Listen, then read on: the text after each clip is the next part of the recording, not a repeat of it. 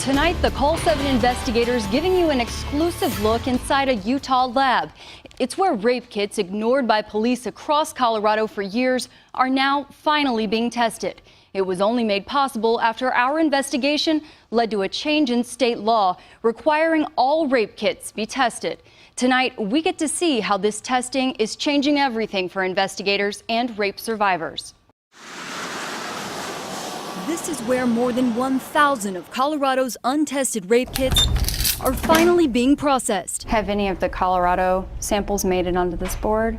Yes. Cami Green works for Sorensen Forensics in Salt Lake City, Utah, one of 4 private labs across the country chosen to test Colorado's rape kit backlog. We kind of feel like it's this sister state that we're helping. Each sample takes days to analyze. Even a speck of evidence can be the key that unlocks an entire case. The DNA profile, it is a hard scientific conclusion. It's going to give an answer, whether it's this profile doesn't match your suspect or it was a no suspect case that we then got a hit in CODIS. CODIS is the national DNA database. It contains the profiles of convicted offenders, suspects, and crime scene evidence. More than a third of the kits tested so far in the Colorado backlog have yielded DNA profiles, now added to the database. You know that there's a story and that there's a person and a life affected. The DNA, it can provide some closure to cases. Cases like Sarah Castleberry's.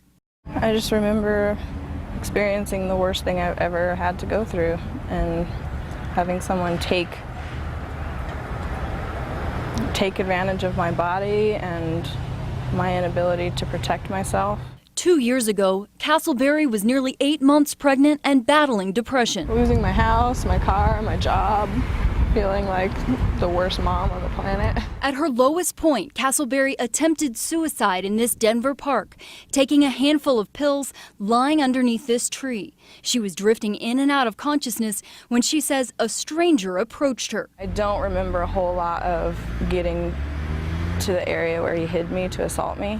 He dragged Castleberry's limp body behind this bush and raped her.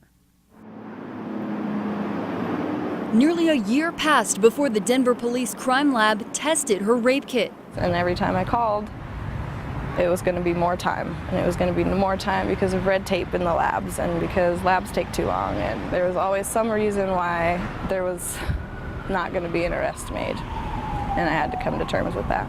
Finally, the detective called with the news, a DNA match in CODIS. The suspect already in the system with a long record of drugs and assault. I would have never been able to tell them who it was, and that was the absolutely only thing that was going to catch this guy. And I'm thankful that his DNA was in the system. It took another year for Denver police to arrest Gregory Carter.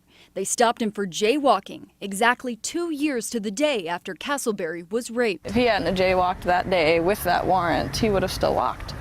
And so it was incredibly important for that SANE exam to have been processed, because without that, there would have been no warrant.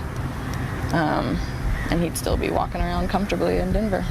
To not utilize DNA technology in this day and age is really not doing the most you can for that investigation. People are more than a piece of paper.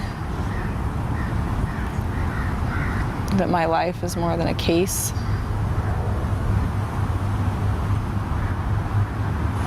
And that every single person who's been raped deserves justice for that. Today, Castleberry and her baby are doing well. Gregory Carter remains in jail awaiting trial. Now, our investigation continues. Tomorrow at 10, we'll explain why thousands of rape kits may never be tested despite the new law.